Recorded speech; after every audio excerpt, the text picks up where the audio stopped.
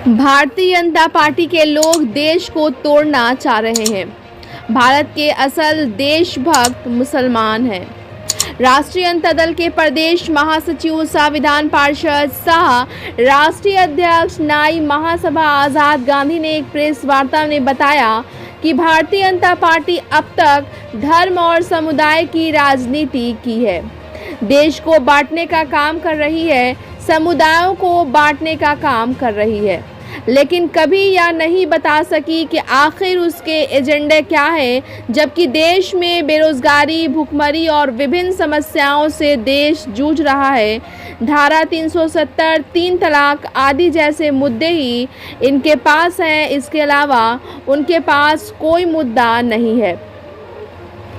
जबकि देश के विकास के लिए हमारा 41 एजेंडा है, जिसमें युवाओं, महिलाओं, बुजुर्गों, किसानों और देश के विकास के लिए वचनबद्ध है। आगे अपने बयान में आज़ाद गांधी ने कहा कि देश के युवा रोजगार मांग रहे हैं। हमारे नेता तेजस्वी ने 17 महीने में 5 लाख नौकरियां दी हैं। 17 वर्षों से नीति सरकार के रहने के बावजूद एक भी लोगों को नौकरियां नहीं मिली।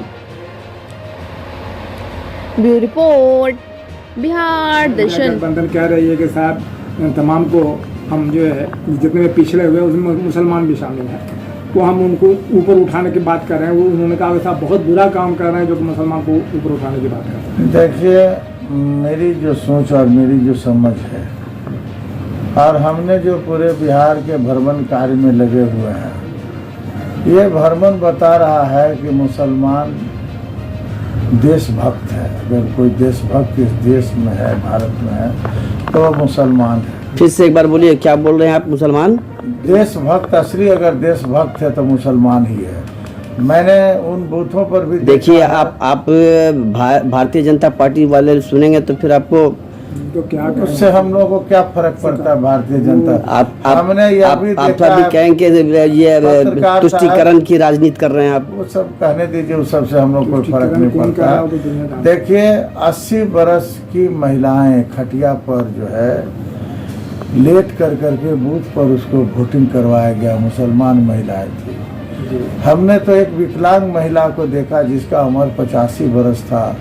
कंधा पर बैठा करके लोग कहा नहीं, देश को बचाने के लिए हम वोट देने के लिए आए। जब ऐसा शब्दों का प्रयोग हमने सुना तो मेरा रुआं कांप गया कि नहीं, अगर देश का कोई रक्षक है तो वह हमारा मुसलमान है।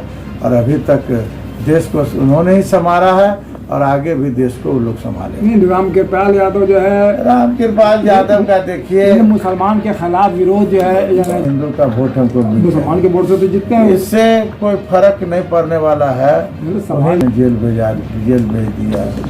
जनता इस चीज को नकार दिया है। सबका अंत हुआ। ऐसे रावण, ऐसे अहंकारी व्यक्ति का, जो दुनिया का ब्राह्मण में विद्वान कहा जाता था, उस व्यक्ति का अंत हो गया। मोदी किस गली की चीज है? इनका भी अंत निश्चित है। मैं दावे के साथ आपके चैनल में, आज रविवार सूर्य भगवान का दिन है, मैं दावे के साथ कहता हूं कि आदरणीय नरेंद्र मोदी जी का अंत का समय है। अब ऑक्सीजन नहीं, सिलेंडर पर, ऑक्सीजन का जो सिलेंडर होता है ना, उस सिलेंडर पर अपना जीवन यापन कर रहे हैं। कब सिलेंडर समाप्त हो जाएगा? मोदी जी समाप्त हो जाएंगे। भारती जी का है, डॉक्टर मीसा भारती जी का। डॉक्टर मीसा भारती में अभी थाना है। आप बताइए मान्यवर, आप भी उस क्षेत्र में बराबर आपका आवागमन लगा रहता है। एक ईंट भट्टा का फैक्ट्री रामकृपाल जी खोला पाए क्या? अगर एक ईंट भट्टा का भी फैक्ट्री खुल जाता तो 50 आदमी को रोजगार मिलता। ये कभी रोजगार की चर्चा पार्लियामेंट में किए क्या? जिनको करना चाहिए रोजगार की चर्चा, इनको करना चाहिए कि नहीं, हमारे पाटलिपुत्रा लोकसभा निर्वाचन क्षेत्र में बड़ी इकाइयों का, हैवी इंडस्ट्रीज का गठन हो। क्या आप बताइए कि हैवी इंडस्ट्री का गठन हुआ क्या?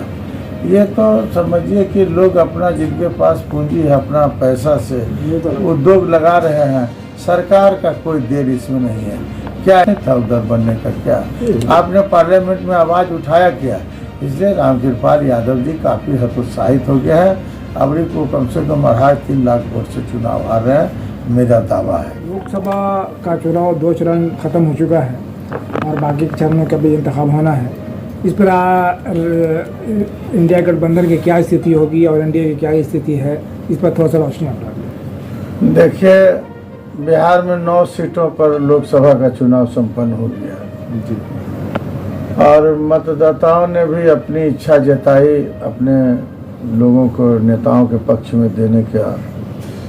हमने जो आकलन किया है, गया से लेकर के, जम्मू से लेकर, नवादा से लेकर अन्य जगहों पर जो भी हुआ है, वहाँ की जो स्थितियाँ हैं वह इंडिया गठबंधन के पक्ष में है। जनता ने जो घर घर मोदी, हर हर मोदी का जो नारा लोग लगाते थे, प्रोफेशनल लोग लगाते थे, यानी कि कोई भाजपा के कोई नेता थे या वहाँ से लोगों को लाया जाता था, आरएसएस के लोग, आरएसएस, ला करके ये भ्रम फैलाया जाता था, मोदी है तो सब कुछ है, नामुमकिन है, 400 पार, तरह तरह का आप देख रहे होंगे। लेकिन मोदी ने अपना एजेंडा प्रकट नहीं किया कि हम चाहते क्या है। एजेंडा है ही नहीं। हाँ, हम देश को किस दिशा में ले जाना चाहते। हमारा 41 एजेंडा है देश के लिए, देश के विकास के लिए, युवाओं के विकास के लिए, महिलाओं के लिए,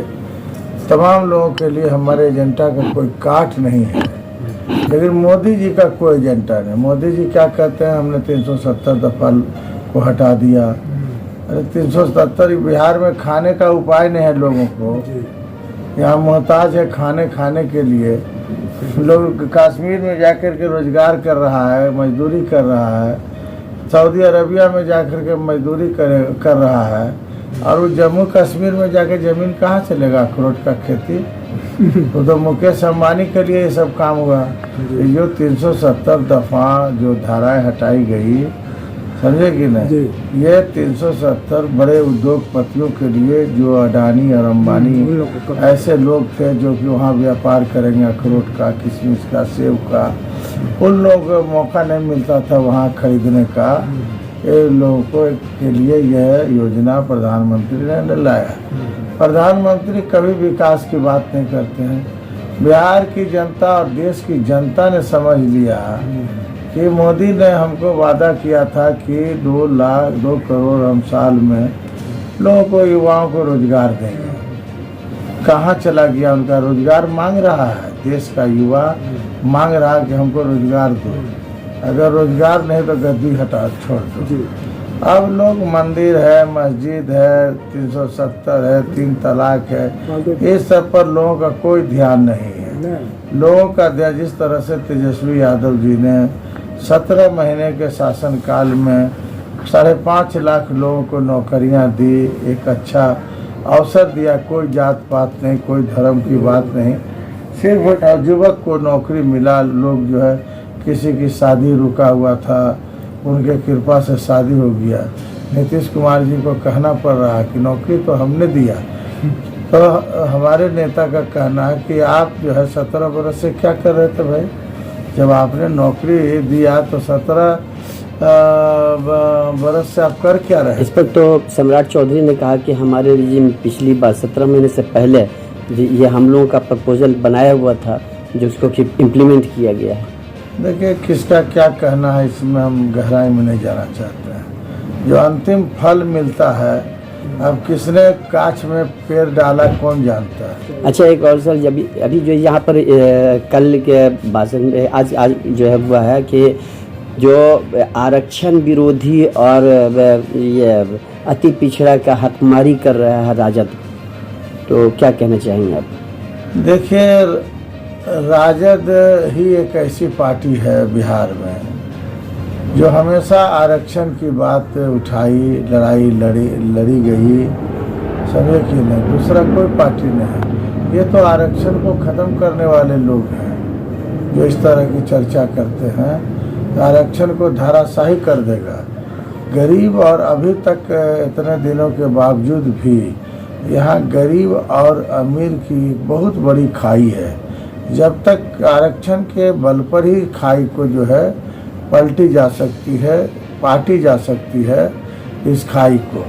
तो हम लोगों का मंशा है कि आरक्षण यथावत रहे और आरक्षण में वृद्धि हो। देखिए, तेजस्वी जी यादव ने भी कहा कि आरक्षण के प्रतिशत में और हम बढ़ाएंगे। देखिए, हाल ही के दिनों में कैबिनेट से जब ये डिप्टी सीएम थे तो अति पिछड़ा के आरक्षण में प्रतिशत इन्होंने बढ़ाया। जब जातियां का समावेश अति पिछड़ा में हुआ तो आरक्षण में प्रतिशत भी बढ़ाया। तो देखिए, ये लोग कहने वाले लोग हैं, ढकोसले वाले लोग हैं। अब जनता इस बात को समझ चुकी है कि एनडीए वाले लोग हैं क्या, एनडीए की विचारधारा क्या है। ये लोग देश को तोड़ना चाह रहे हैं, देश को विखंडित करना चाह रहे हैं। अभी देखिए, चारों तरफ देश पर खतरा है। चाइना का नज़र इस देश पर, अरुणाचल प्रदेश की का कुछ ज़मीन जो है चाइना ने ले लिया। आपने क्या किया इसके लिए, आप बताइए। अभी जो है हमारा पाकिस्तान के कुछ हिस्सों में उसके कब्जे में ज़मीन है, आपने क्या किया, आप बताइए, जवाब दीजिए। पुलवामा कोई घटना घटी थी कि घटना रचित घटनाएं थी। अब ये जनता, इस देश की जनता हर बातों को समझ चुकी है और ये देश की जनता चाहती है कि रोजगार मिले। ये देश की जनता चाहती है कि संविधान की रक्षा हो। ये देश की जनता चाहती है कि हिंदुस्तान जिस तरह से इस फूल के बागान में तरह तरह के फूल हैं, तो यहाँ तरह तरह के धर्म के लोग रहते हैं। सभी धर्मों को समान अधिकार की बात हमेशा कांग्रेस ने की है और सदा करते आ रही है। ये हिंदुस्तान की जनता चाहती है। तो जनता जो है बदलाव चाह रही है इस इलेक्शन में, ऐसा देखा जा रहा है। जनता ने एकदम, देखिए, किसी का हेलीकॉप्टर उतर जाए कोई फर्क नहीं पड़ने।